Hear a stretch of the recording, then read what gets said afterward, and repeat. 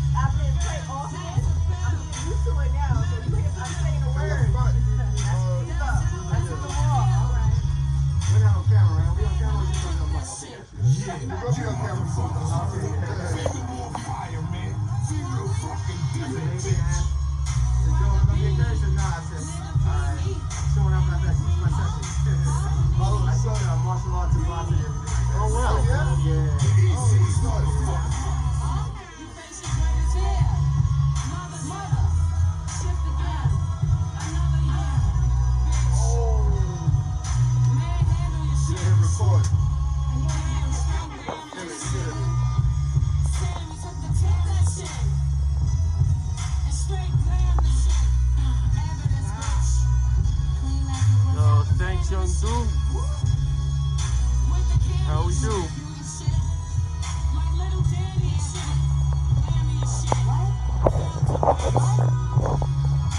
Love Den Rocks. Thank you, yo.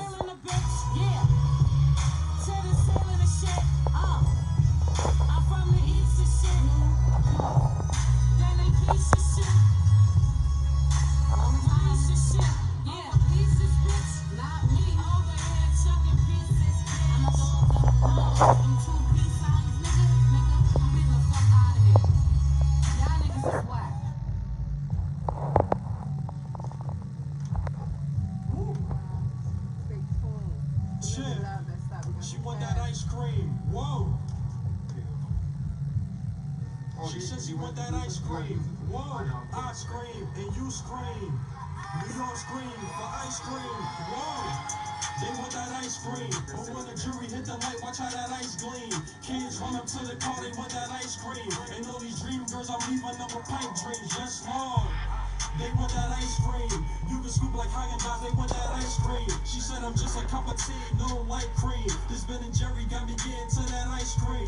I'ma keep on stunting, shit, I came up from nothing. But when they hear about the stakes, they asking where they discovered. Bottom of E and Y, we started out throwing functions. Had a borderline, the Broadway like the junction. Hollywood storyline, you being made, let's discuss it. Bright lights, dark city, I'm working out of my budget. Hit up John Singleton and hit it might be. Jordan Fools make a movie called a Spike Lee. These niggas ain't playing fair, out here risking careers. I put my heart and my soul in it. Blood, sweat, and tears, been in the circle for too long. Can't fit with a square. They say my team is too strong. The new boots ain't the same. Yeah, they want that ice cream. Fell in love with the cocoa, no iced tea. Selling out the car like Italian ices. No Mr. Sophie, but they going off on ice cream. Yes, Lord. They want that ice cream. You can scoop like Haagen-Dazs, they want that ice cream. She said I'm just a cup of tea, no light cream. This Ben and Jerry got me getting to that ice cream. I do this. Right, it's live right now. Okay. What's your name, Brooklyn? Shit. We have people that follow us on Instagram, because that's where, Yeah, we only have 2 people following us right now. right now, it's on 2 people. Yeah. Yeah. Okay. Yeah, do we have an iPhone charger? What you need? I don't know. Do you have the plug? If you have the plug, we have the ports.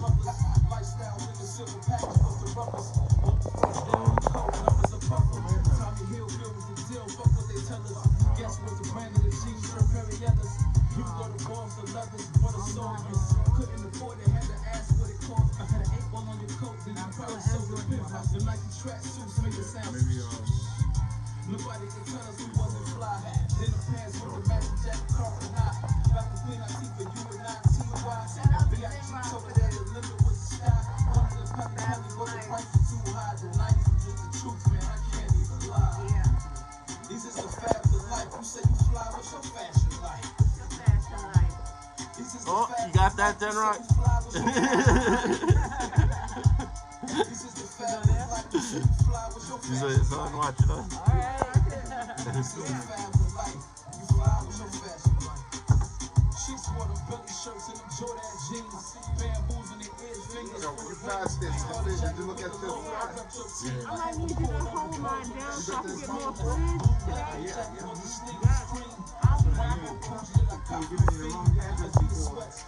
I'm on 2 phones.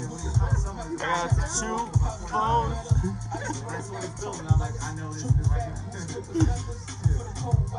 Fat farm down the sleeves on my arm. Back when we used to say shit was the bomb. Grandma's made you a blanket out of yarn. Roll chain, Mercedes Benz with a charm. T-set with the black choppers. Bandanas wrapped around our head. We was bad motherfuckers. These is the facts of life. You say you fly, what's your fashion like? This is the facts of life. You say you fly, what's your fashion like? What's your fashion like? This is the facts of life. You say you fly, what's your fashion like? This is the fact of life. You fly with your fashion. Destiny, like I'm starting to understand why these DJs envying you. I'm starting to see why you got all the exclusives. I'm starting to see why you moving like that now. It's your boy Porsche B. Shout out to DJ Destiny. Throw that exclusive on because I know you got it. I know you got it. For Rock America, PB, Coachella. There's a lot of beautiful women in the world. I'm backing up my queen chicks 100%. They know me. Queens girl with a young Nicki swag and a go-go gadget, go-yard kind of bag. Different flavor Celine. Know what I mean? Those Southern girls roll up in the blues and dreams. Southside body, she can ride it like you got it. Keep a Northside secret, she ain't telling nobody. She the beef from Hollis. I heard they modest. Summertime, she still getting credits from college. Hillside, that's where the wheels ride. A couple blocks from Jamaica Avenue, Cali block, the shield side. Popping that block, they kinda hot. Hit up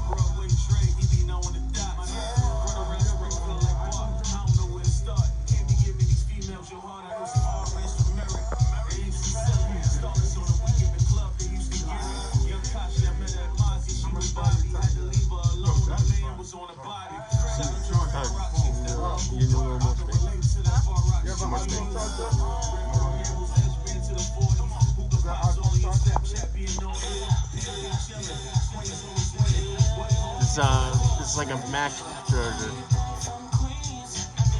That's about it.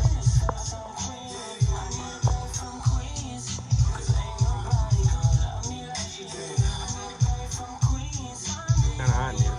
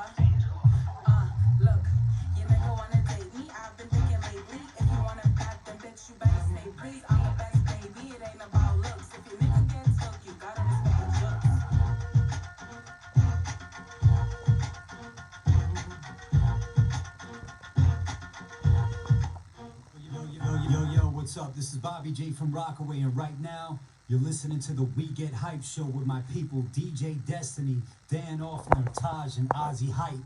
Keep it locked. Peace.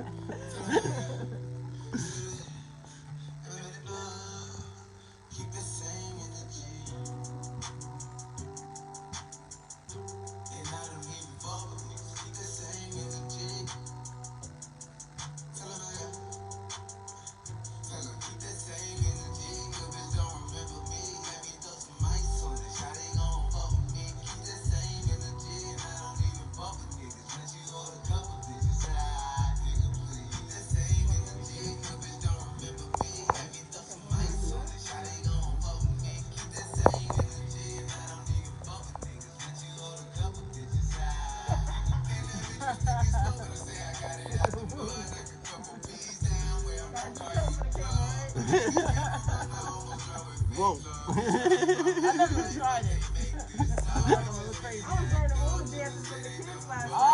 Oh no. You gotta have them around. A lot of birthdays this month. I never knew how to do that last night. It was the term like no. Wait, flossing? Is that what it's called? Yeah. Is it flossing? There you go. I didn't even know that.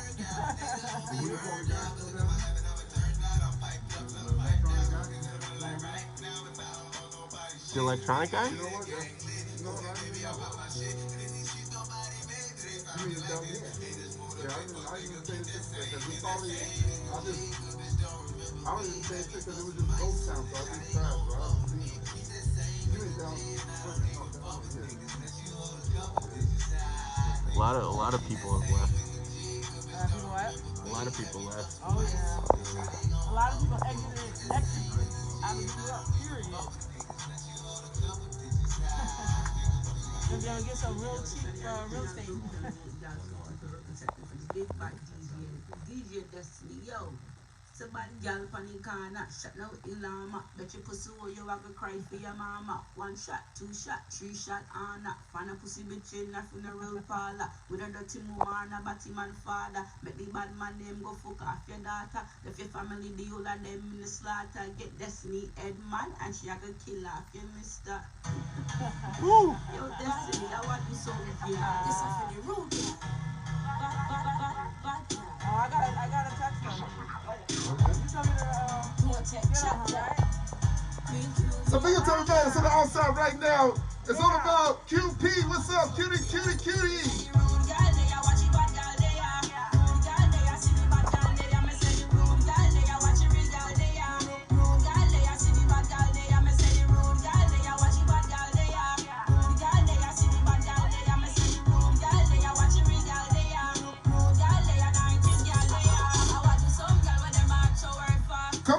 Come back again, DJ Destiny. What's up? It's all about the Weekend Hype family. It's your boy Ozzy Ozzy, aka Ozzy Hype. You got DJ Destiny on the ones and twos. Then you got Taj in the building. And you got To Live and Die. And Bedstuy is in the building. We definitely going to be interviewing them real soon. We got a special guest, a few. We here. QQ, what's good?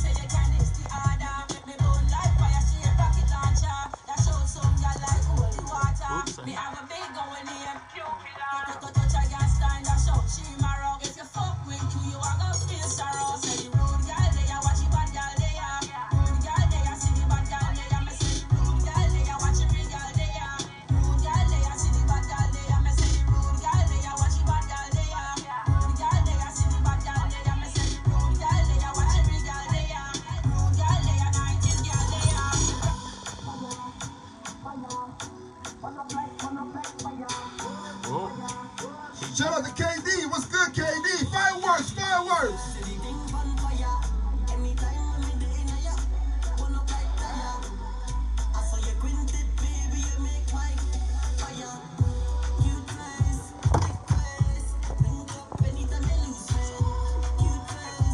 Let's come back again. Let's come back again, DJ Destiny. DJ Destiny.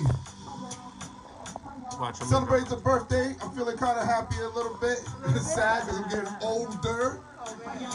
Gotta live life.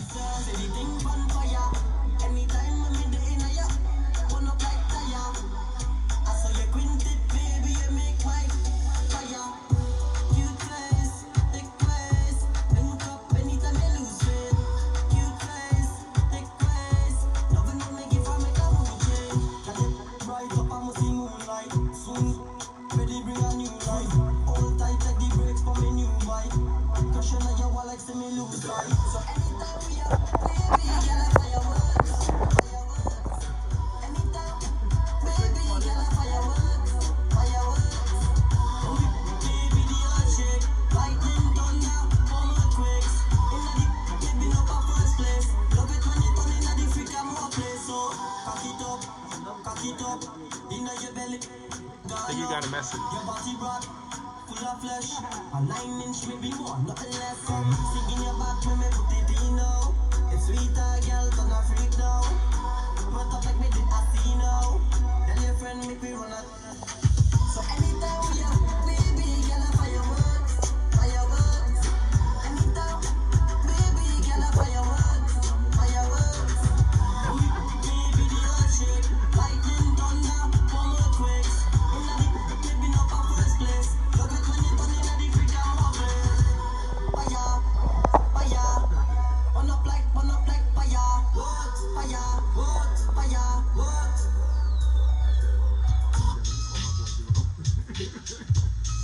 So big up to everybody that's tuned in right now. It's all about the Weekend Hype family. Yours truly, Ozzy Ozzy, aka Ozzy Hype. Yeah, DJ Destiny on the ones and twos. Yeah, Dan in the building. Yeah, Taj in the building. The whole Weekend Hype family. So all I gotta say is this: we do have To Live and Die in Bedstuy this day in the building. Yeah. We saw 2 episodes of it. fire. We're gonna get into some Very questions. intense. Yeah. But I just wanna explain something to you. I was thinking about this on my way here. No, really, I was thinking about it when I was drinking yesterday, celebrating my birthday. Just getting some deep thoughts and then conversating with some friends I haven't talked to in a minute. And even the team too. This was early in the week. So, you know, I don't know, the way the climate of this world today, you know, the mindset is just real crazy right now. So I'm not gonna feed into that. I don't wanna push anything negative and make y'all feel like it's doomsday. I don't have the answers. So I'm gonna just say this, like you have to just take it one step at a time. But what I am gonna say is what is in my power and our power. I noticed that when I do try to upload positive stuff, the views go down. So the world, it lives more off of negativity. I mean, that's it, because I love, like, a lot of crazy stuff on television. But then when you try to balance things out, it just seems not to go that way. But in saying that, we're going to start pushing a lot of, you know what I'm saying, so to balance things out, more positive stuff as well. Just to balance things out in the world. You know what I mean? Not everything is going to be peach and cream. You know what I mean? So that's just life. But within our power, what we could do is we can make changes like that just to make it balanced and make it more fair across the board. So that's what we're going to be heading to in that direction. So it's going to be a slow uphill battle because I don't know what it is with Instagram. When I be uploading the positive stuff, it just like give me a hard time. If there's something crazy, it's like boom, it's uploaded quick. Right? That's why I don't know if it has something to do with just us, the analytics or whatever. But that's what the direction we're gonna do. But on that note, please vote, make a change. One thing I'm gonna tell you too, when we talk about change, we're talking like on a global scale, but let's think small too. Definitely vote and look at your local politicians too, because they play a role in a lot of things on that low level. Joe Grant knows that especially, you know what I'm saying? Also, definitely support the businesses. Like, I can't say that enough. Like, anytime, and anybody that knows me, the whole team, knows that even when I support people that I'm cool with, friends with, I'm always paying out my pocket. I don't accept nothing for free. As many times people try to give me stuff for free.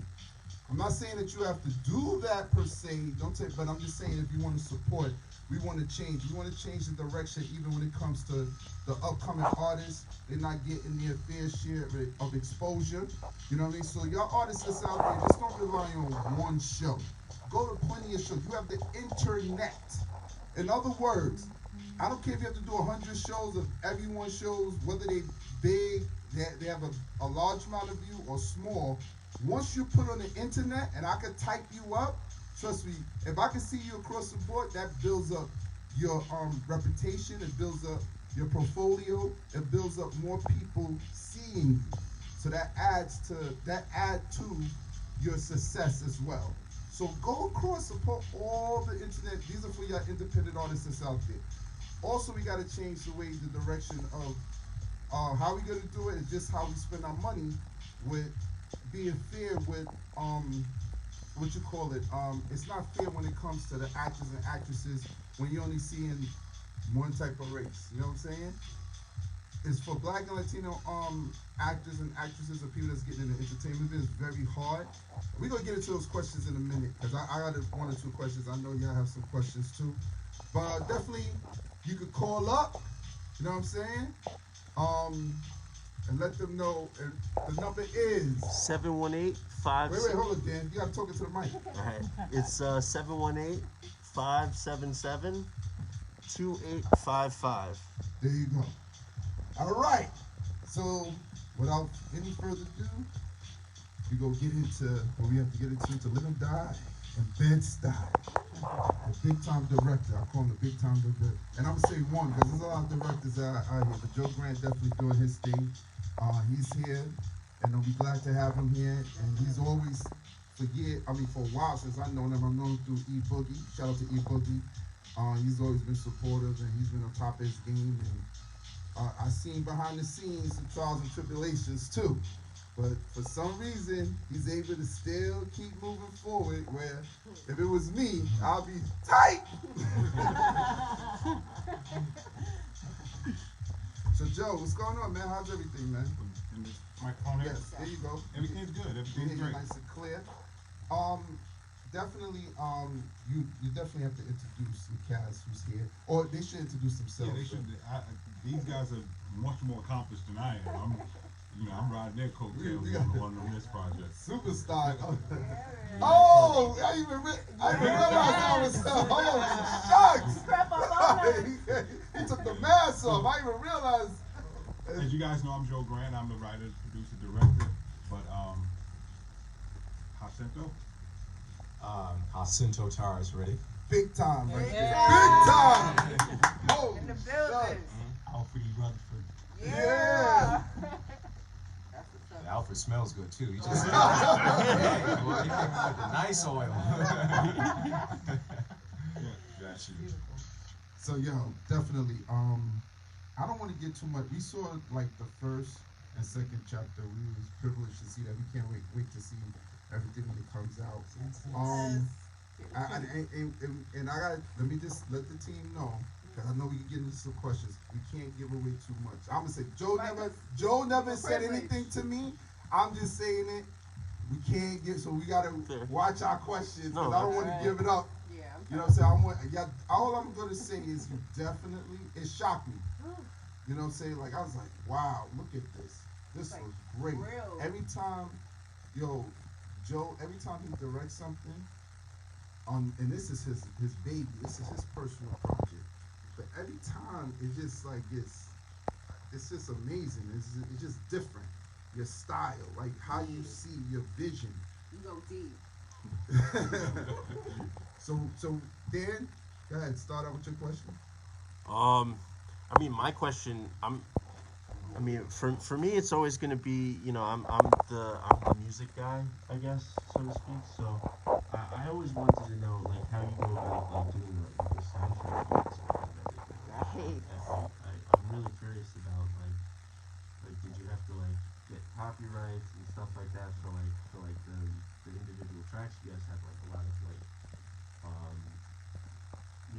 I mean in any movie you have a lot of like interludes and like music like that, and like I kind of wanted to know like how that all came together. Do you have like a musical director or? So I usually do the musical directing. So what I do is I start off with a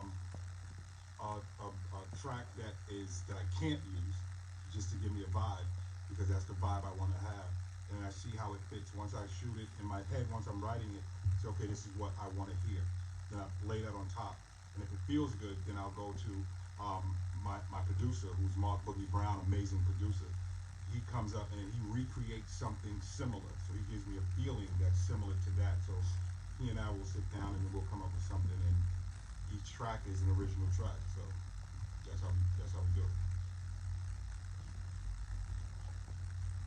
I'm just gonna jump right in. I just wanted to know, when you are thinking of your script and how you're gonna direct, do you have people come in, I'm sure, to audition? But for this particular project, did you have the people in mind that you wanted to cast for these roles? And second part to it, if you found someone, you thought of someone for the role, and you thought that they were the person, but you realized that maybe this role is not for that person, how do you flip that? How do you go about changing that? I'm gonna answer the second question first. That's one of the most difficult things, like when you have it in your head and you bring somebody in, because it's all intention. My intention is to make sure that they do it. But once they read and the chemistry is off, it's hard to tell someone I can't use you, especially when I had them in mind physically for a role. The second part is I don't usually do a lot of auditions, because as I'm writing, I pretty much know who's the characters who I would like to see in that role, and I look at people in advance, so I know what their capabilities are and how far they can do it.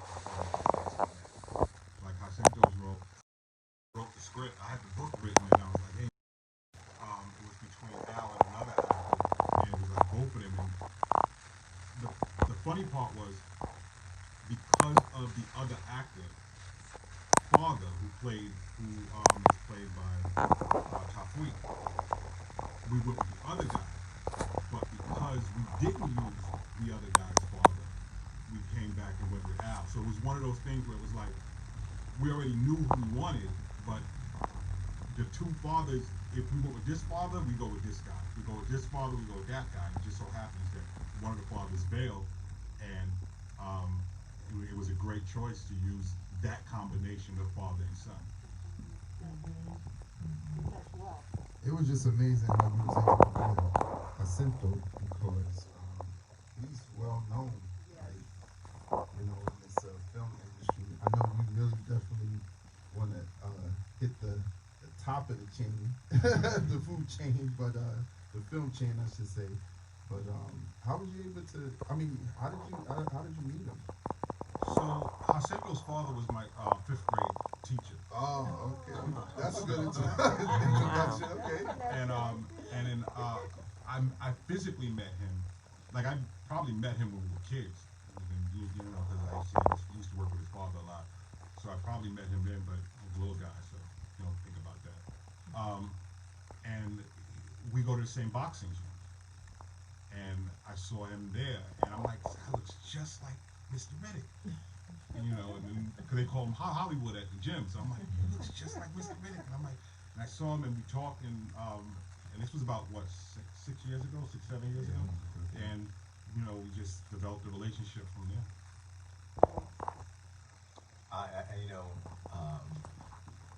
I must say that lots of time, and you know, that's a good statement. You know, when you, as an actor, when you do a lot of in the film and TV business and television, a certain part of the agency is called the legit department, LEGIT. It's one that's short for legitimate, but then you have the other side is commercial. And in that legit department is the film, television, and theater. And then you build your cachet. You know, you first start off as like a line or two, which is called a day player. And then you move to a co-star. But before then, you're going to great schools. Before then, you're in community theater, and you're really, really paying your dues. But once you start getting those guest leads and guest starring roles, then you're supposed to constantly go up, up, up, up, up. And they're not even supposed to call you for one-liners or something like that. So your agent establishes a cachet for you. You know, just say, listen, when you want this person, it has to be the guest lead of the episode or series legacy. I mean, a series regular. So that is a true statement. But then you look around and you see a good spirit in the community.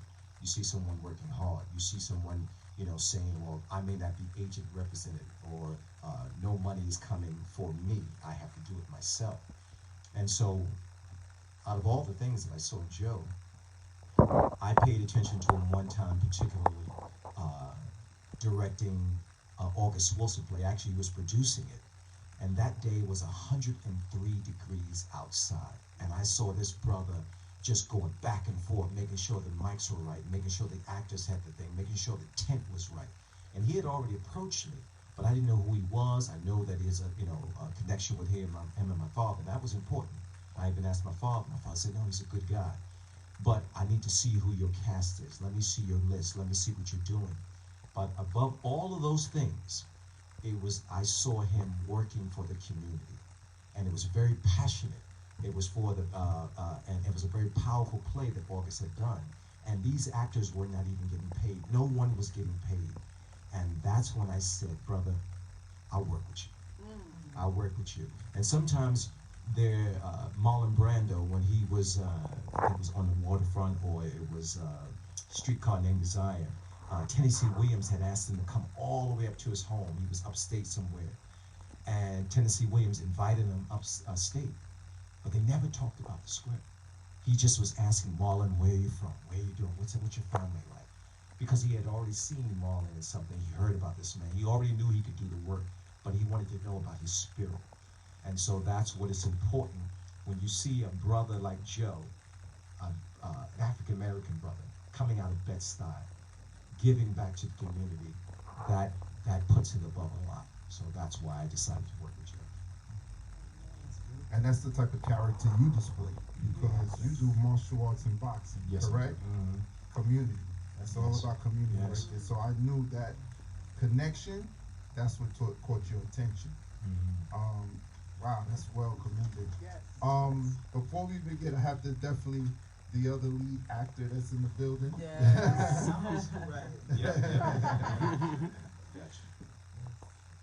So how did you get involved? And how did you meet Joe? Well, it's funny because I met Joe through my wife who knows him. She's an actress. So What's her name? her name is Crystal T. Williams, but her name should be Crystal Rock. But she knows the actress. They were like, I'm keeping my last name. I'm keeping my daddy's name as an actress. Yeah, so Crystal introduced me to Joe, and I just came off the set of. I just got to jump in because he mentioned his wife, and there's two beautiful women in here. So let's commend him that he would even mention his wife first back. That means he loves her. Yes. That's right. That's right. Absolutely, and he raised my strong women too. So, you know, That's a good man. oh, absolutely. Trying to get in trouble. But yeah, so she introduced me to Joe, and I just came up the set of filming Last Champion with Cole Hauser and Haley Todd. She's the mother on Lindsay McGuire. You know, Cole Hauser's done like Jarhead, Olympus Has Fallen. So come from that, and she's like, you know, Joe wants to talk to you. He calls me up, and he's like, yeah, so we're going to be doing To Live and Die in Bedstuy. He told me what it's about, and he's like, and yes, and we are going to start really soon. So you got to get this down right now. So it was quick and fast, but I loved it. I read the story. See, for me, it's like when I read stories, you talk about drugs, guns, and gangs. But if you don't talk about like jail and death and the repercussions that come with living a certain lifestyle, then I don't really want to perpetuate those stereotypes. So when I read the story, there's consequences to what everybody's doing. So that's what was important to me as an artist. The reason why I didn't stop you from saying that you can't really say what's happening in the movie, because it's a book. So the book's been living for 15 years already. So if you want to find out, you can just read the book, and you'll know exactly what's going to Well, happen. there you go. You just plugged it in, so they got to read the book. Right. I still ain't going to talk about it, though. They either got to read it to buy it, right? To get the book, right, to read it, or support the Well, movie. definitely not give away the end because you don't want to do that, but just the nature of the characters, you know. No, which is beautiful. Tell us about the whole process in working with Joe as a director. Is it difficult? Is he good? Like, what is it? How is it? I mean, I know firsthand, but trust me. Be told. You know what? You're the first person that has asked that question. So I'm interested to hear the answer. So, you know, the thing about it is that, you know, really good directors, when they get their talent, they understand that it's a collaboration. So I think, I know that Joe always had a high respect. I do a lot of episodes of like Law and Order and The Blacklist and The Following and Broadway and things like that. So Joe was well aware of the things that I had done on television. So he understood basically I would like Jacinto to do this. At the same time, he has a vision. And what happens is that Joe has a wonderful vision of, you know, how the scene is supposed to be set up, you know, how he thinks it's supposed to go. But with that mutual respect, he allows me to rock in the scene. And then sometimes we have to be truthful. I can give Joe a look and say, well, hold on, Joe. Let me try this. Let me try this. Let me try this. And then I'll give it the way you want it. So I'll give him a couple of takes. Let me rock in this scene, and then what do you want? Okay, let's do that. And it's a cohesive relationship, and it has to be mutual respect. Because if it wasn't, he has every right to say, hey man, you know, I don't think you're right for this, Jacinto, and I have every right to say, hey Joe, this is not right for me. But it's a symbiotic relationship. So we have a great mutual respect for each other. You know, we talk for hours, you know. So that's how, you know, how I have enjoyed, you know, working with him. Yeah, I have a great story to answer. So this is my first time working with Mr. Grant, and everything was smooth sailing. But so I'm going to talk about the testament to who he is as a director and as just his character. So I was, you know, going, everything was fine. I was having an issue with my wife. My wife was in the hospital. My mom was flying from Florida, so I had to pick. So I had a lot going on, but I was like, you know, not telling anybody anything. So one night we have a scene. We're shooting a scene, you know, and me and Joe are like going back and forth. He's kind of like, you know, well, I want you to do it this way, I'll do it. He's like, no, he's pushing. And then, you know, we finished the scene, we were done. I go home, and what I loved about it, he called me up and he said, hey, are you okay? And I was like, sure, I'm fine. He's like, I know you good and you like the pressure and all that stuff. I'm just making sure you're okay. So that was cool for me because a lot of directors would do that. You know, they want their stuff done, and if you're okay, who just get up there and perform. So for me, Joe knows that he can push me. We have like a basketball coach type of relationship where he can say, Al, you can do better, let's go again. Or he'll say, that's perfect, and we can be brutally honest. Because you know sometimes with artists you can't really tell the truth because you may kind of hurt or bruise the ego, and then you might shut that actor down. With me, he knows that he can talk a little trash and be like, come on, Al's doing 3 takes again, and he know I'll get it. Like, let's go. You can let's go. So to me, that's a testament to his character and him as a director. Can I just say one more thing? And it's very important that you ask this question that because you said it at the beginning of the podcast, if I should say this podcast, that there were a lot of things behind the scene that you won't go into this, and you were like, I would be. So it's very important that we teach in this lesson too, in this moment with this podcast. We are talking about, with Joe, grassroots independent filmmaking. When no one is, you're not having Sony or Paramount or somebody saying, here's, 2 million, 3. The average film in Hollywood costs $60 million. That's because one star is getting 20 million, the female star is getting 10 million. One day it will be equal, she gets 22. Right. But you have to go out and raise these funds. And that means that not only do you have to raise these funds, but you're doing everything yourself. So Joe is doing almost everything. He has a crew, but he still has to be that person that says, I have to do everything. I got to make sure that I have to look, what they're doing too, and make sure that they're coming with all it. And he has, some good people in the crew. But because he has so many things going on, he shows up to set, there's a lot going on. And the thing about it is that we got to go. Not only was he able to pull it off, but when he gets a crew of people that are, just there doing their thing and everything he is going to be an even better director. So when he can come to the set and he's nice and relaxed and he's in that moment and it's going to be beautiful. So the only thing for Joe now is to go up. This is a man who has pulled things together on a shoestring. So that's what we have to applaud, that it's not easy. The fact that you put the film in the can, we got to give him applause right now. Yeah, definitely. I'm glad you shared that with us because we didn't know, I didn't know. Well, I do know how he works behind the scenes, but as far as the public, they need to know how hard it is for a lot of these different directors, especially when they pull in a project together and it's not no real support as far as funding. And that's a lot, I commend Joe on that, of pulling everything together, and that's without a major crew at that. And I applaud y'all too for definitely sticking with this movie and the project and with him and making a beautiful project. I'm telling you, people, I'm not just saying this, it's a real good project. I would just, when you talk about series, I was like, it was real good. I was just shocked because normally, when I see like upcoming, new directors and stuff like that, and I'm pretty sure you have watched certain independent films. The acting wasn't all that much on point. Like you could tell, like it was just like they got family members together, and they still, and what's so funny? They still had high views. Yeah. But it's like when you pull some good actors and actresses together, it's like, wow. That's right.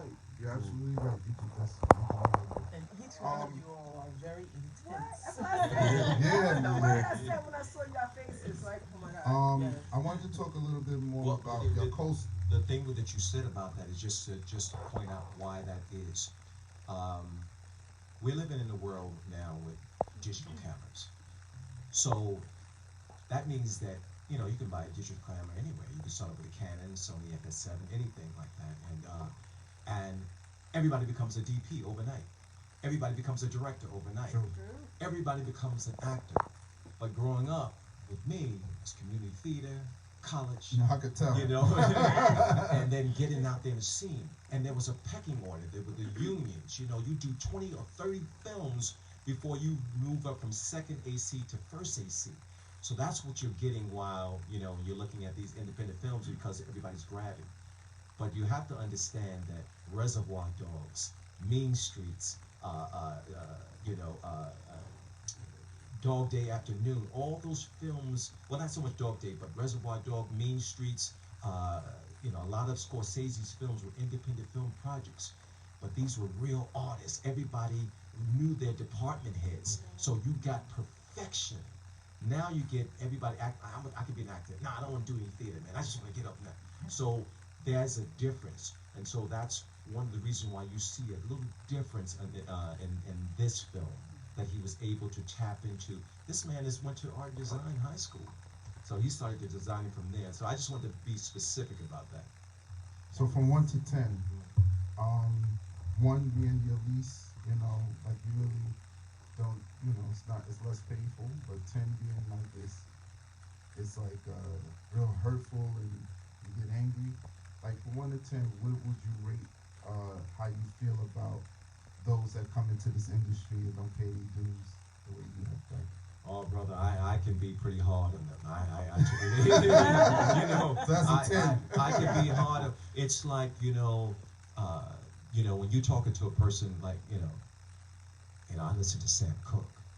I listen to Aretha Franklin. You can't fool me with singing.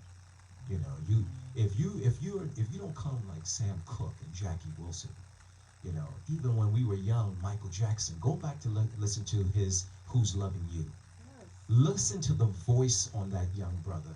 Listen to the harmony of the Jackson 5. Look at the dance steps. If you're a singer, you're a singer. If you're a dancer, you're a dancer. If you're an actor, study the art.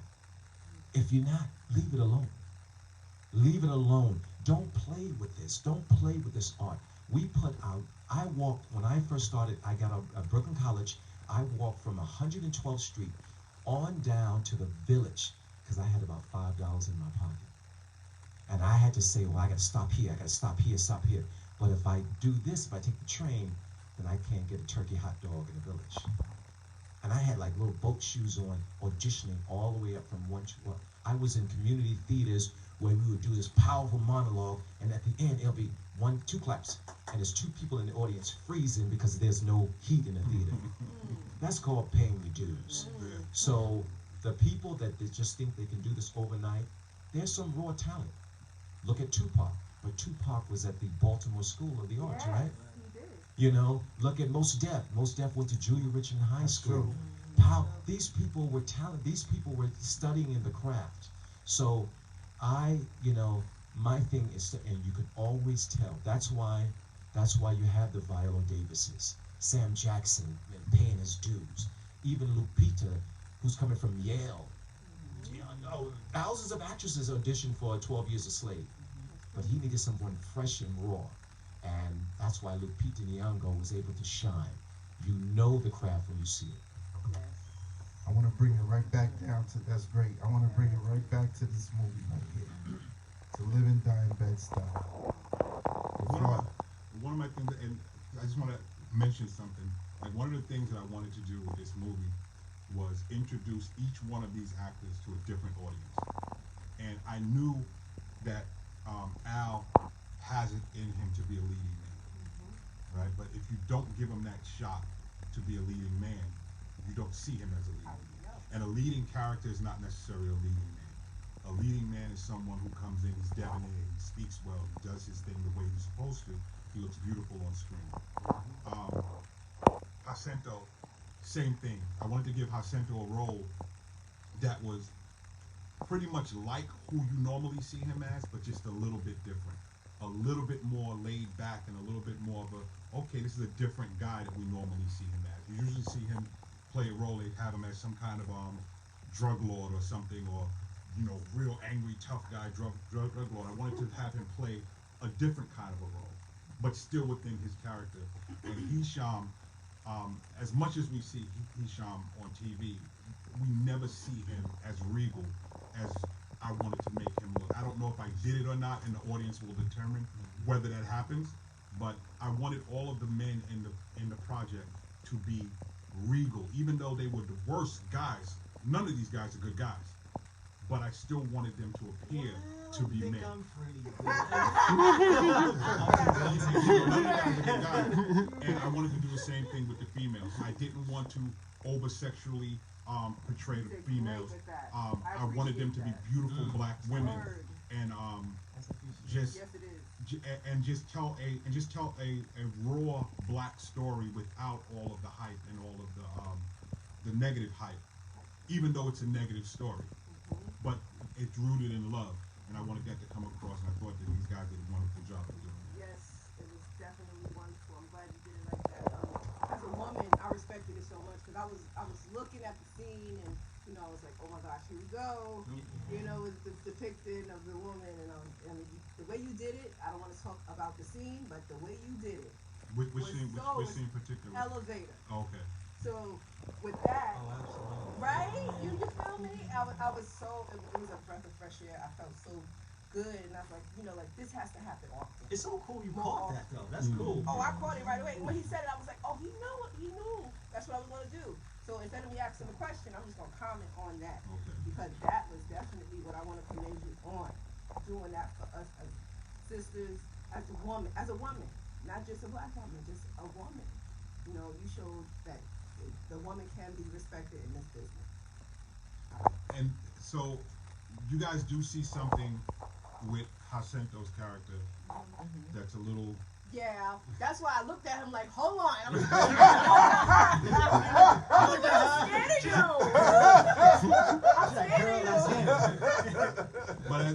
But as you travel further down the storyline, you'll understand why he is that way. No. There's no way you can't be like that. You'll understand why he is that way as you travel further down the storyline, and there's a reason for him to be that way. Okay. You know what I mean? So, by no means is that something that we're saying, hey, this is what you do. But it's reality. But it's a reality, and I wanted to put as much reality within. The story is called To Live and Die in Bedstuy. Yes. So everything that's happening in Bedstuy is not one-dimensional. It's so multifaceted. There's so many different things happening, so many different lifestyles taking place right around the corner from each other. So that's what I wanted to put all into one story, so that you're not just like, it's not just about drugs. It's not just about prostitution. It's not just about living a great life, but all of that is in there. And that's what I mean when I said that earlier. It was like, if you talk about drugs, guns, and gangs, but you don't talk about the other side of it, you're just glamorizing stuff, right? Say that. So there's consequences to a life you live in. So it's not like, oh, it's a stereotypical black story, yeah, they're drug dealers and yada, yada, yada. No, there's people who are doing a lot of white-collar crimes that are right amongst you, and you don't even know, right? So as you can tell, my character, you wouldn't know that he's aware of what's happening, right? And not to give away too much, but okay, so like he said, he may be a good guy in some people's eyes, but he's doing very bad things, correct? But there's consequences for those actions, and it always catches up with us. So that's why I say I'm loving the fact that you're talking about the female and how it's projected, because we had a long talk about that. Talk about it. No, because he talked about the other day, like in the book, it was written to be quite different than how he portrayed it. He was well aware, because I was like, okay, so we're gonna do like a book. He was like, no. Right. He was like, no, we're not doing that. Right. So I was like, oh, okay. So he was aware that he didn't want a stereotypical film. He didn't want to portray the actress who was playing that a certain way. And just talking about how we're over sexualized as black females or black males even. Yes. It was none of that. He wanted to present everybody to be very regal, very sophisticated, and we didn't want to be preachy about it, because sometimes you can go the opposite end, right? You see black films and everybody got a good job and everybody went to no. You see, everybody's in their lane, so that was cool. That's real. There's a scene where Jacinto is talking to Big Ed, and they're sitting there, and this is to show you how delusional they are about what they're doing. So they're comfortably sitting in his living room, and he's like, these kids, but I can say this because it's on the internet now. The kids today, they don't get it. Nowadays, when we was coming up with our drugs, was different, and they're like, this ain't coke or heroin, it's a different, and they're really trying to rationalize, we were good guys. You know what I mean? Like, we sold drugs, but we were good drug dealers. The kids today are bad drug dealers. But that's how people's minds work, right? So, and even with Alfred's character, who's like, hey, I'm the son of this guy, but I'm a good guy, right? And I know what my dad does, and I partake in it because I want to help him. But really, I'm a good guy. You know, I'm different because I'm going to help the community with this drug money. You know what I mean? No, it's true. It's real. You dropped the jewel right there. That's true. Right. So, so the whole idea is that it's what lens you look at it from, right? So if you look at the lens of the bad guy, he's a good guy, and if you look at the lens from the good guy, then he's the bad guy. So that's what the story is all about, and you know, where do you see yourself in it? Yes, I love it. So what do you guys do to relax after all this intenseness? I guess you go to the gym and work out, right? Right. That works. You know, the thing about it is that I grew up in Clinton Hill, Fort Greene, Clinton Hill all my life, and Clinton Hill was it was always, you know, a beautiful, beautiful, beautiful area. It was that little hub, you know, for predominant people of color. I used to live on Steuben and Myrtle. Said, huh? Yeah, I used to live on Steuben and Myrtle. Yo, which one, Clifton or Clinton? Clinton. Clinton and Myrtle. Which one? No, Steuben and Myrtle. Oh, Steuben and Myrtle, down there by Pratt. Right. Okay, got you, right up past Pratt. And it was always this working middle class people of color, you know, and it was a haven for me. But you had Fulton Street, and you had Myrtle Avenue, and you had the Fort Greene Projects in Fort Greene. Fort Greene Projects gave it a rough name for Fort Greene. But those are just brothers who some of them just didn't have. And life, you know, sometimes they have to go get it for people who do have. But they're our brothers at the end of the day. So being my hue and my color, and then having this huge afro, you know, there was a, you know, focus on you, you know. Some people wanted to know, you know, I got called white boy, and I'm looking over my shoulder, like, who you talking white boy? Because like like Joe, my father is a militant. My father's a militant writer, educated in the television with love, meaning that, you know, he can be amongst the community with all people of color, but he wrote about the struggle of you know, the African American experience and the history of Africa. So you know, make a long story short, I had to be able to tap into that, to make sure I understood that I can walk from Clinton, the co-ops, and they were just apartment buildings then, and to be able to, you know, deal with the brothers in Myrtle, you know, slinging the drugs and stuff like that. So I had to connect to that. So that's what I use, and when I do my work, to be able to connect to the intensity of what it feels like to be a gangster, to have power. And most of the time, to have power is to be silent, to be still, and to say, listen, I don't have to do all that screaming. I can look at you, I can look through you to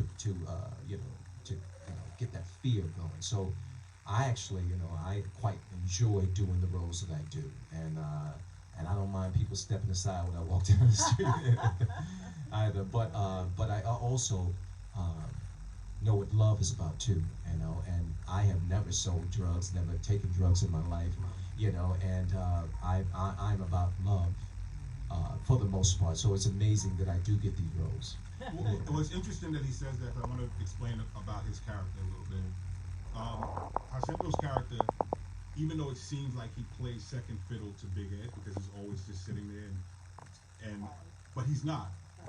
If he wanted to, he can overthrow Big Ed, and Big Ed knows that, and he understands that about him. But because of the love he has for this man and his family, he takes a second. He plays second fiddle. He doesn't do it because he's afraid of him. He does it because he loves him. And Big Ed understands that. You know what I mean? So when he talks about love, we don't, as people of color, we don't recognize love when we see it. We've been beaten so bad that sometimes we look at love as fear, or we look at love as being, we're more demonstrative over someone because they allow you to take the front. but they allow you out of love, and we don't recognize that. And in this story, Big Ed understood the only reason I'm in front is because Bobby allowed me to be in front. So he understood the love that he had for him and his family. And that's what, again, this is more than, it's not a street story. At the root of it, it's a love story. And I think that's what you guys are connecting with, why you like it, because you're connecting with those little pockets of love that are not overtly on the screen, but it lives underneath the characters. How was it working with the character? Working with the actor that played Big Ed. How did that? I'm gonna ask all of you. How was that working with you? Because that was powerful. Yes. I've seen him work before, but I've never seen this type of work from him. So I was kind of amazed at what he brought to the table with the character. Because Big Ed is written as a different guy. He's like 6'4", bald head, hulking kind of a guy. And Hisham is like 5'10", little guy. But he played so big that you felt that you felt it. And it was very little directing I had to give him. It was just like, okay, stand here, do this, and then he would just let it go. Both, and when these two, when he got in the scene with Jacinto, it was just like, again, I'm just going to sit back and let you guys do what you got to do, and I'll yell cut whenever I come back to reality and stop getting hypnotized by their work. And the same thing with Alfred and with everyone. So everyone in the scene, it was very little that we had to do working with. So with him, it was like, it was great. It was great having him on the set. It was great having Jacinto. It was great having Alfred on the set. And also Justin, who plays Slim, who's not here. The young guy. Yeah, he's good too. Who was also, again, when you see them, it's like electricity when you see them all together. All-star team. It was real. Whoever you throw the ball to, it's like, okay. So with them, it's like, okay, just stand over here, say this line, say this. I was a little hard on Al than anybody because I knew I needed Al to carry the film.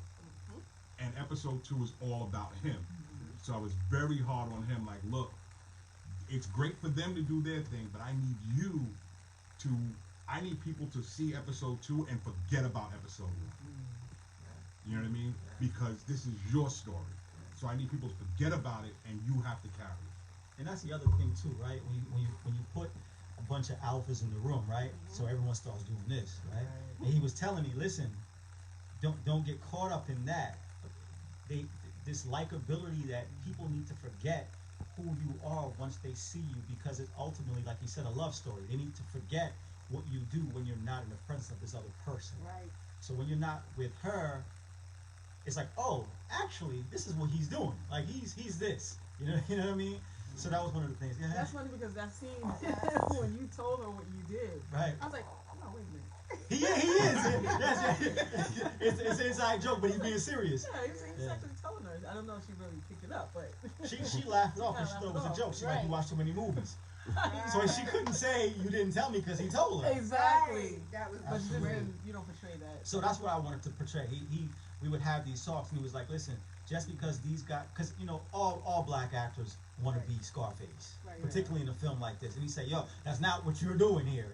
Don't get caught up in seeing Jacinto and Hashem, and they're doing this type of thing, and you want to be like, well, me too, right? And it's not. That's what you're not doing. You want everyone to fall in love with the love story and what's going on. You want them to care about you. Right. He said, whenever I don't see that, and you want to come out and you want to run with them, I'm gonna have to tell you, reel it back in.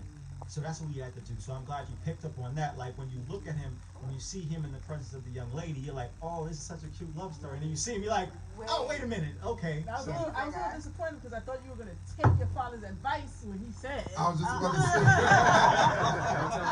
say. Don't tell the story. I'm going to leave it at that. You better listen to him at that. So at this top, I want to be very clear at the top of this podcast. I had talked about the crew, and I want to give a big shout out to John Pyatt, Cheryl, is that name Davis last name? Davis, Edward Morris, who was your sound, the other brother, Yush. So they did a fantastic job. So hopefully they didn't tune off. Like, was he talking about me?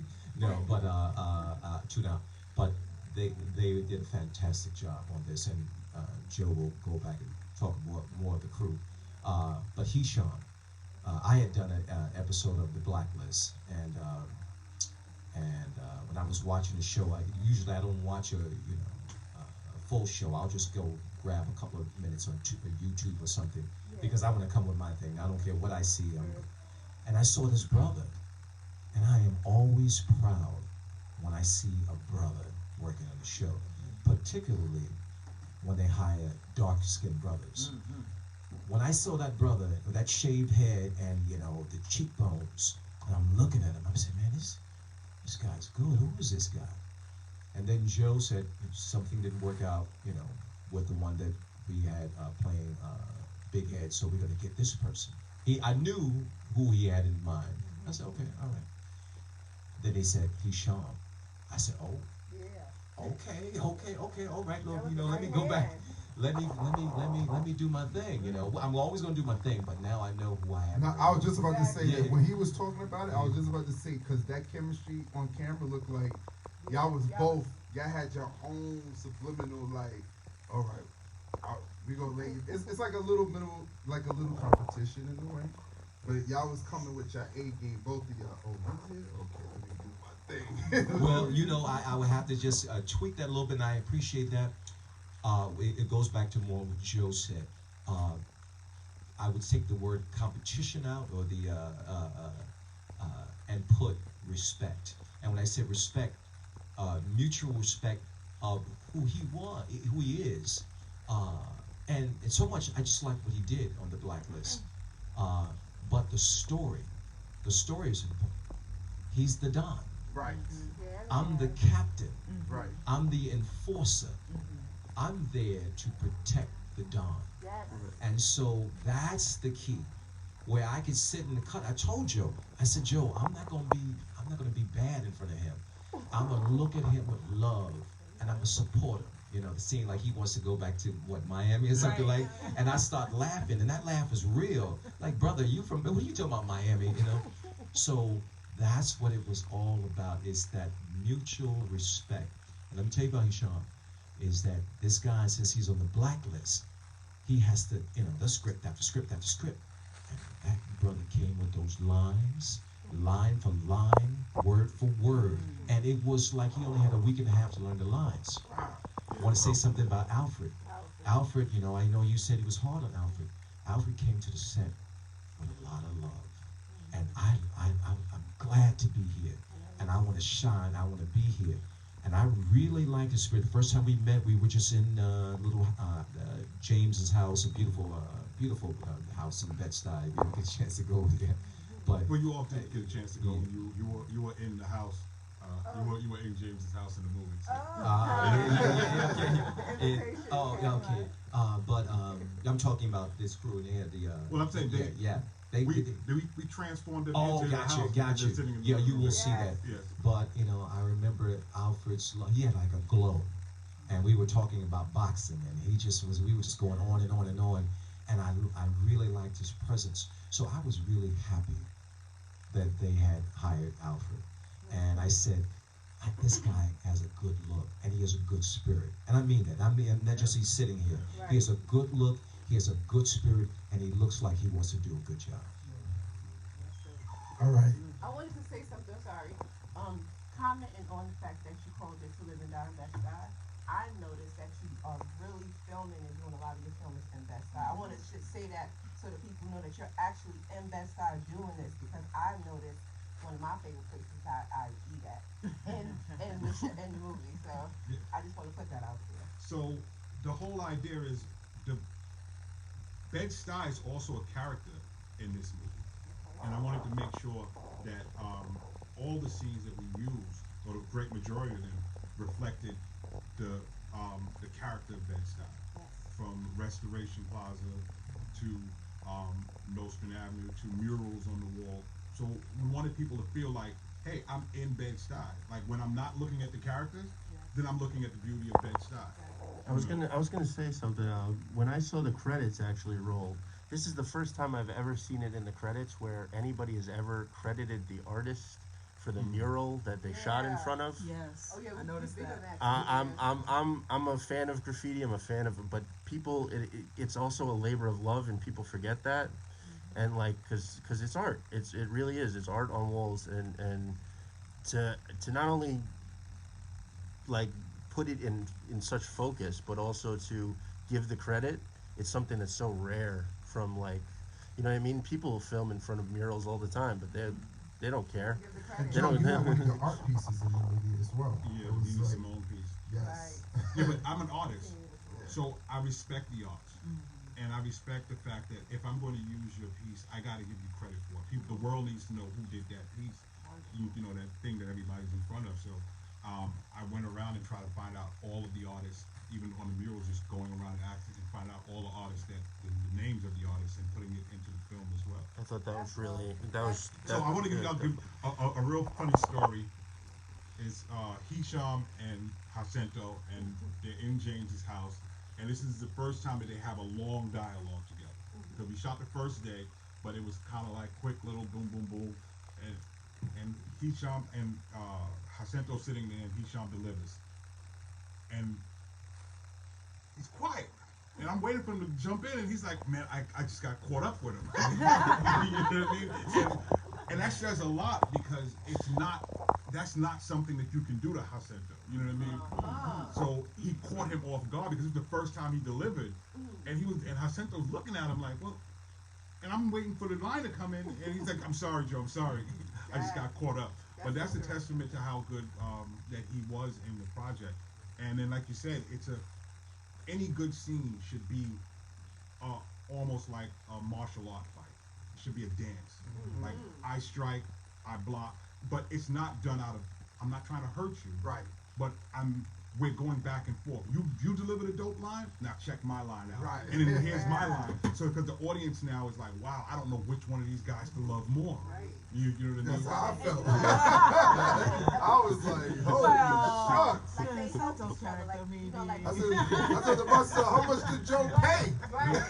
These But- guys On are a brother to brother level, I'm sure they both learned something from each Oh, other. absolutely. Oh, Absolutely. it Sure. literally, Right? like I said, it's you know, when you know yourself. Right. When you know yourself. There was a young brother I used to, just coaching and just talking to women, and I told him that you have to understand that you are worthwhile too. You have to understand your self-worth too. And if you know who you are, Naomi Campbell, Halle Berry, Lupita Nyong'o, could be sitting right there between two producers, and you should be able to go up there and say, can I have this dance? Yes. So when you know who you are, there's a certain, you can relax, you can be at peace. So the first thing in knowing who I am, and trusting my technique and experience, and Hisham Hisham is relatively a new actor. This man was a career of a fireman. And he put his time in. I think a retired fireman, and then found acting later in life. I've been doing this since I was like 9 years old in the community theater, and for him to come with that understanding of technique and delivery, he would say he's still learning, but what he was able to do was find a relaxation. And Joe's right, to find something in this storyline that's more apropos to the African American experience in this country, that he's able to get off a little bit more than he is on the blacklist as far as storyline, full circle, in my opinion. And so to sit back and to be able to relax in the scene and say, I don't have to prove anything to you, Sean. This is my man. He's the Don. I'm going to. Where do you want me to be? Who do you want me to take out? All right. He's not going to be breathing. He's sleeping with the fishes. Right? Yeah, Unbelievable. Like, oh my God. Is So, it easy to cut that, like, to get into character, right? Is it easy to go back to your reality? Or do you find yourself acting something? you know, in their normal life? I always wanted to know that about acting. I think the hardest part about that is other people, you know, when they say, "Are you acting?" You know, because you'll be with your friends, and they'll be like, you tell them something, they'll be like, I'm like, what happened? They're like, she delivered too good. Are you acting? I'm like, Have you ever been able to pull it off where you actually did do that to somebody and we're like, oh yeah, I just completely. Don't answer that. my wife is listening like, Don't answer that. Right? That's it, right. That sounds like a black person. Yeah, I know, right? Here's what I believe. I believe that actors are observers of human nature. So even as I'm listening to you talk, I'm looking at all your quirks and how you move and everything that you're doing. There you go. So it's just my interpretation of your condition, the human experience, the black experience. So I think, in a sense, and this is what makes a lot of, to Jacinto's point, this is what makes a lot of people who don't act think that they can act, because they say, oh, my friends tell me all the time, man, I'm such a deep person and I can deliver it. But see, when the cameras is on and the lights is on and everything is hot and you have somebody to bounce off of somebody else, now they're like, oh, this is more difficult than I believe. I'm the first to admit that. Oh, when I was in one of his movies he directed, I played myself at that as a host. And as soon as that camera was in front of you and then people in the background looking and the lights is on you, and then he puts there's so many different scenes, and then you have to say it over and over again. Then the camera's right up in your face like this. It's like, holy shucks. That's what Floyd says. He says, you know, everybody can box in the gym, but when the lights is on and the crowd is out there, it's a different situation. So the same thing with acting, you know, and Jacinto talked about it earlier. It's a craft, and it's a perishable skill. It's something that you have to give it to y'all. You have to hone it. But it's all those, and what makes you a good actor is not the big overt things that you do. It's not the great lines. And I say this to you guys all the time. Don't worry about the lines. Make the connection with the emotion. Like what you love about Jacinto's character in the stuff is that one thing that you love, right? Where he makes a choice to call the guy over and the way he does it. Right. but even with all the characters, they do little things. Wait, hold on. You gotta go back to that. So you gotta let everybody know what you're talking about. What, the stuff? The stuff. That's what he's talking about, the movie, the stuff where he was in his hand gesture. Every time I see I crack up with it. Do that little hand gesture. You don't remember? You have to. It's a call that you do when you want somebody to come over, but you actually act, you know, their little puppy, their little baby, and it's like, you know, it's like here.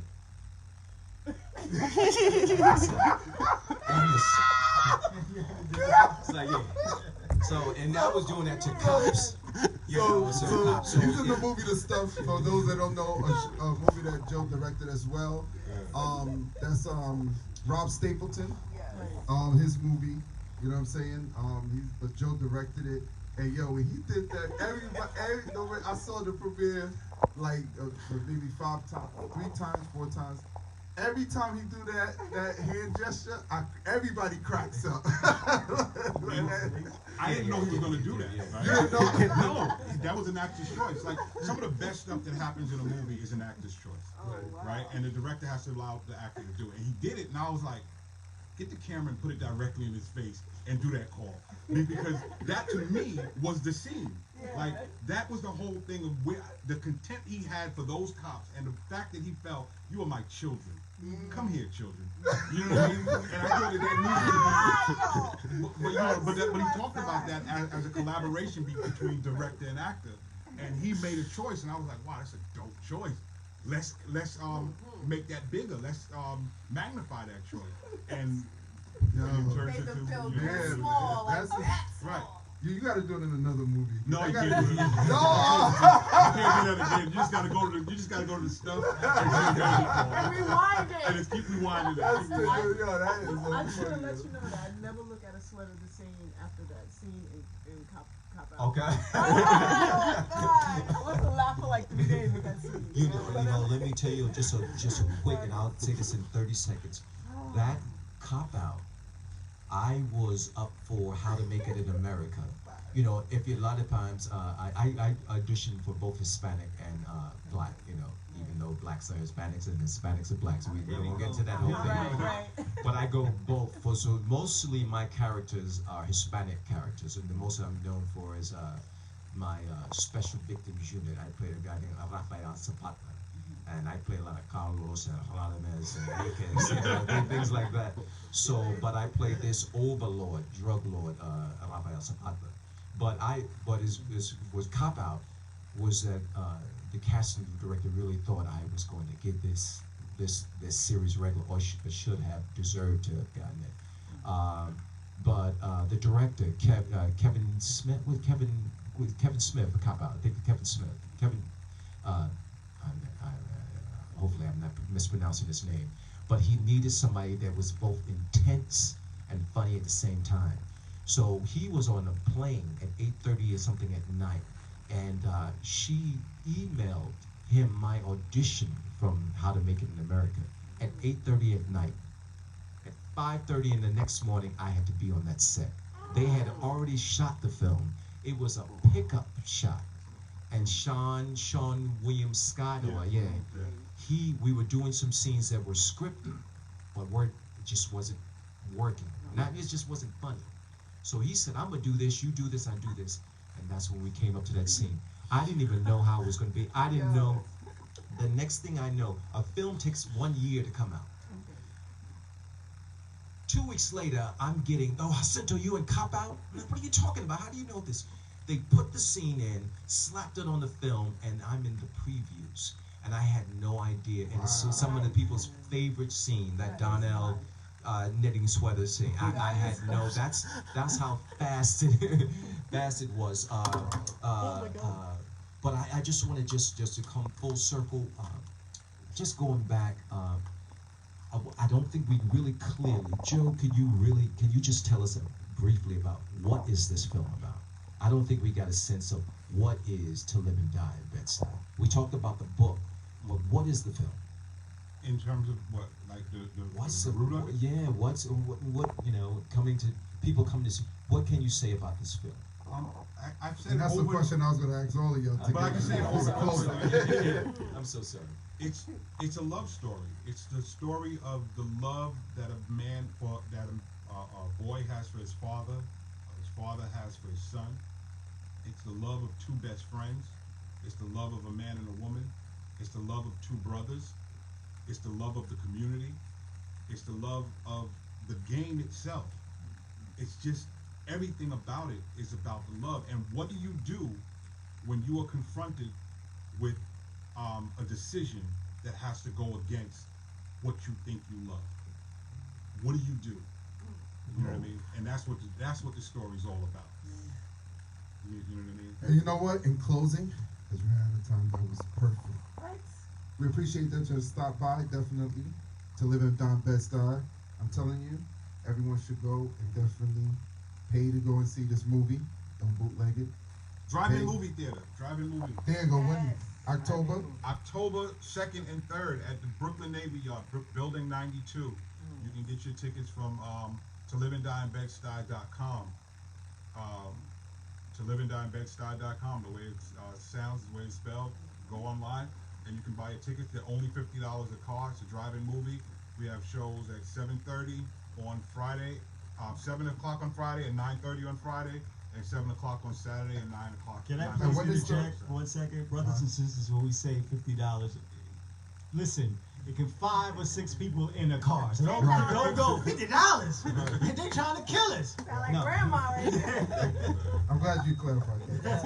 And I know this is, you just ran out of time, but I have to compliment you, brother. Yes. I have to compliment this crew. This is a fantastic crew. And this was really enjoyable to me. Wow. Your spirit. Listen, your energy. We're flat. Listen, and let me tell you what love is about. I have to specifically say, we got different ethnicities in here. We got gender.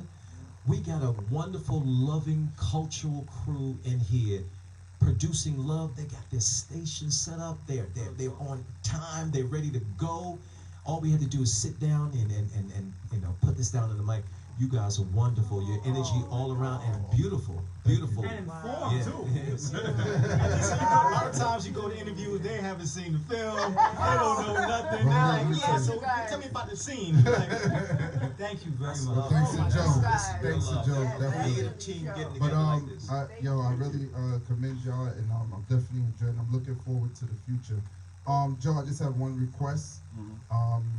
If you can make it happen. But before I request this, I want to ask you, when is the release date to the public though? After the drive-in movie theater. That I'm not sure of. Okay. Because I don't know where it's gonna. I don't know where it's gonna land. All right. And it's right.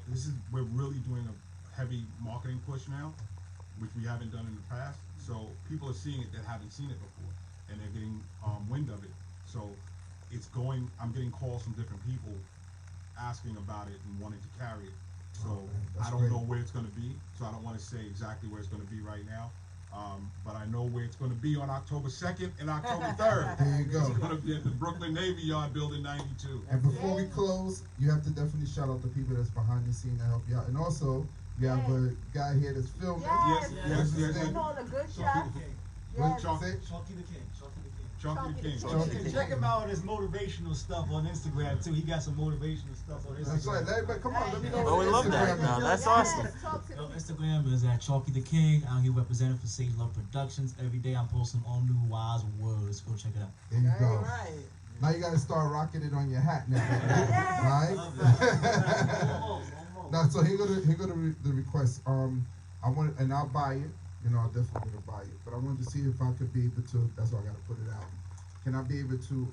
Would you be able to? I don't know when, but I needed the merch to live in down Bedstuy with the characters on the shirt. And can I get an autograph? Oh yeah, that's Because I'm gonna put it in. I'm gonna put it in the frame so I can hang it. Yeah, definitely. Okay. I'll definitely do that. All right, thank you. And that's it. To live in down But Bedstuy. so I do have to say this.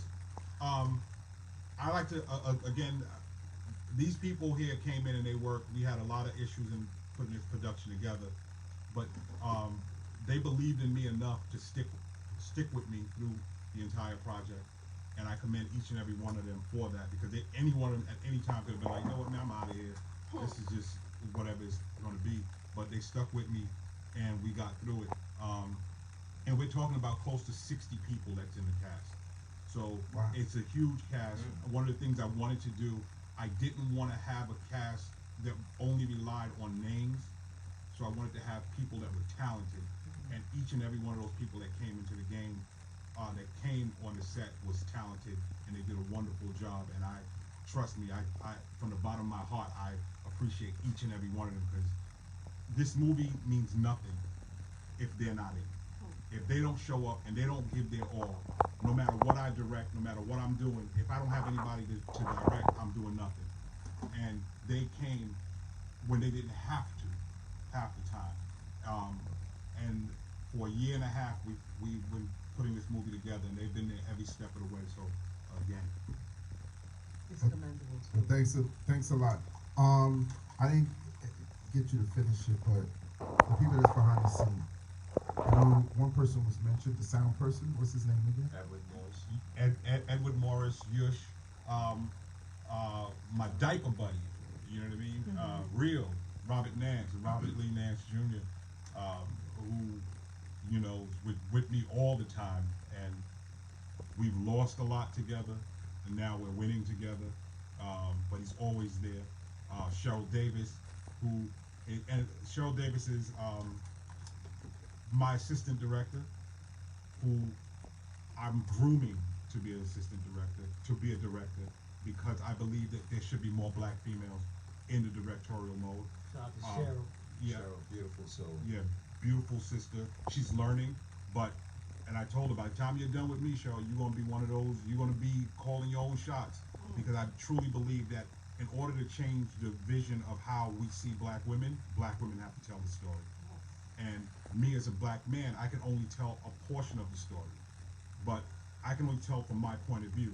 You have to be able to tell the story. And the only way to do that is for you to learn the craft, step up front and say, you know what, I'm doing this, and as a black man, all I can do is support you and help you along the journey, and that's what we're doing. That's what I'm doing with Cheryl, so shout out to her. John Pyatt, this movie does not look the way it looks without John. So it's my directorial, it's my directing, and it's my vision, but John is the one who is taking my thoughts in my head and putting it on the screen and saying, okay, this is what it's going to look like, this is what's going to happen. So without John, we don't have this movie. Without Yush and Edward, we don't have this movie. Without these actors, we don't have this movie. So it's not my movie, it's our movie. And I think we did a really great job. That's it. Shout out to you, Joe. just Yes. for being Yeah. you. Like, I pay attention to what you say on your Instagram, and you talk to people. Oh, Really talk to got in us. trouble one day. It's okay, you know, that's just the way of the world, but just don't stop because it's inspirational to me. If I'm having a bad day and I just look at your video and you talk, as soon as you start saying like a few words, I'm like, that's what I'm talking about. That's what I'm saying. Bring me right back. So thank you for that. It's funny, me and Joe talked about that too. We got something about that. Anyway, it's all about the We Get Hype show. Thanks for tuning in. And we out each and every Sunday, 2:30 to 30 p.m., 2:30 to 3:30 p.m. And we out, DJ Destiny. Oh, dang, this is all. I'm paying attention to her.